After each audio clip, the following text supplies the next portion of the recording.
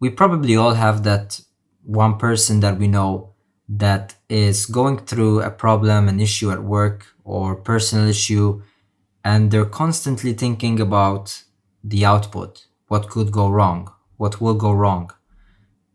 Sometimes we end up stressing about a problem or the outcome of the problem without even understanding that we don't have control over the problem or the outcome. As I started growing up, I started understanding how little control we have over life and the outcomes of it. But I started to change my perception. As this was all happening, I started understanding what's within my control. What can I do to shape tomorrow's outcome? How can I tackle the next seconds or minutes to shape the outcome for a better result? So that's one of the thoughts that kept coming through my mind.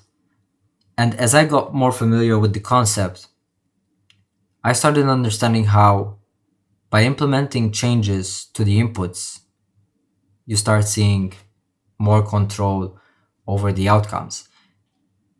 And this is a case in point when, let me just give you guys a quick rundown. We are doing a startup here, so I'm doing a startup, and I was constantly worrying about the outcome, making money, selling flights, getting clients, getting leads.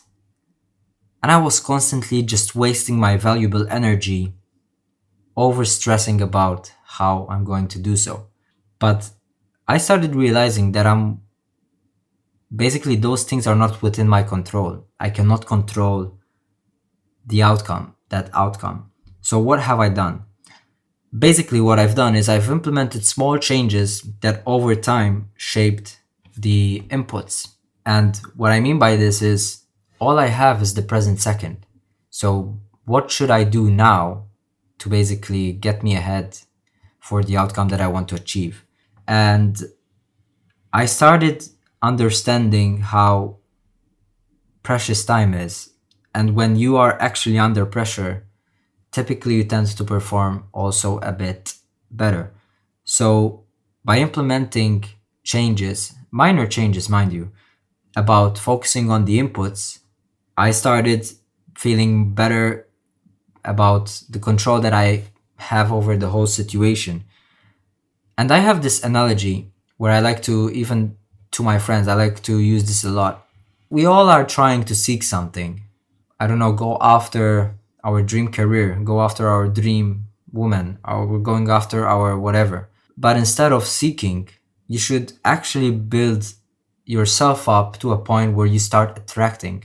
Case in point, there's this beautiful example about the garden and the butterflies.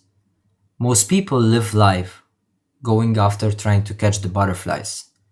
Most people are in a state of chase. But I've started to implement changes where I'm focusing on building a garden. And by building a garden day in, day out, and focusing on just building the garden as beautifully as I can within my limitations, I started noticing how you start to attract.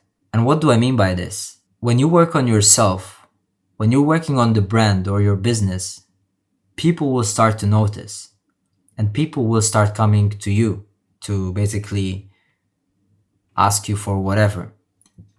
And this is also a case in point in self-improvement. Most guys, when they start to focus on themselves, they start to see the results with, for example, in dating or relationships. And where does it all go wrong? It's when they stop seeking their self-improvement, when they get lazy because they get into a relationship or they get into a bad routine.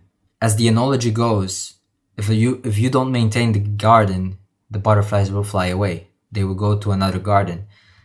And this case in point is also applying to business. If you don't take care of your business, clients will flock to another business. Basically, that's a very easy and understandable concept. And the problem with today's society is that we're living in a state of noise. I've noticed this about myself as well. Whenever the moment comes for me to try and sit down still and think, the first thing I reach out for is the phone. I find it hard to sit by myself to basically clear out the noise to be able to focus. So what have I done? I went back and researched a bit on this topic and starting understanding how food has an effect on the way we feel and the way we think. And the more I read about it, the more I understand how the food we eat is designed to make us sluggish. I cleaned my diet. I focused on the input. And I've seen a big improvement when it comes to the way I focus, my energy, the clarity that I have throughout my day. And I mean, you guys know I'm on the carnivore diet, but you don't have to even go on the carnivore diet. If you go on an unprocessed diet, should still work as well. I started feeling better about myself. And this is the same analogy. The body is a machine. Now, if you go and buy a Ferrari, would you try and give it, instead of giving it gas, you give it, I don't know, dirty gas or gas like which is with water, mixed with water? Like, no, because that will ruin the engine and it will stop working. And that's basically what we're doing to ourselves. We're poisoning ourselves with the foods we eat. So I cleaned out my diet and I've seen improvements. I cleaned out my social media and I've seen improvements. The stuff that I see on my social media, the stuff that you see, has an effect on the way we think. The music we listen to has an effect on the way we think. So these things start all lying and tying with each other. And even if you're constantly obsessed about knowing about the news and these kinds of things, that could also potentially have a big implication on the way you think. If you're constantly hearing negativity, then you're going to be negative. No wonder people are walking out negatively. All they're seeing on their phone is news about whatever's happening around them. You should just focus on the present moment. The present moment. The past is the past, you don't have access to it. And the future is just a moment in time, an imagined moment in time. We don't know if it's going to come or not. So the only thing that we have right now is the present second. So just focus on the present second. Don't waste the present second. And by time, it will start to compound. So that's the tip that I will give you guys. I mean, if you're in a less than ideal situation, just focus on what you can control. And by focusing on what you can control, you can basically get ahead. And then things will start falling into place. There's this quote that I've really liked and I wanted to share with you guys. Freedom is the only worthy goal in life. It is won by disregarding things that lie beyond our control. And it's such a powerful quote, but so underrated. I mean, yes, I might be saying this right now, but also I need to basically put in quite a bit of effort to actually not get distracted. Yes, I'm saying this to you guys, but I also, obviously, we all have our vices, we all have our tendencies to slack. That's fine, we're all humans. But as long as you are aware, and as long as you maintain control and awareness, and try to improve over time, that's what matters the most. Because the most important thing is understanding that you need to change. And once you actually understand the importance of changing and the importance of building the garden to attract rather than seek or chase, then you start to work on whatever you guys are going to work towards. So this concept applies to quite a lot of things. So yeah, just a quick thought for this video. I really lost in these types of thoughts because they bring out so much value and so much awareness once you start asking yourself these questions.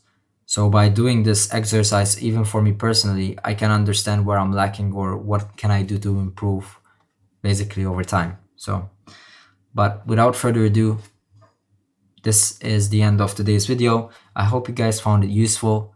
And as always, don't forget to support the channel by liking and subscribing. And I'll see you guys in the next one.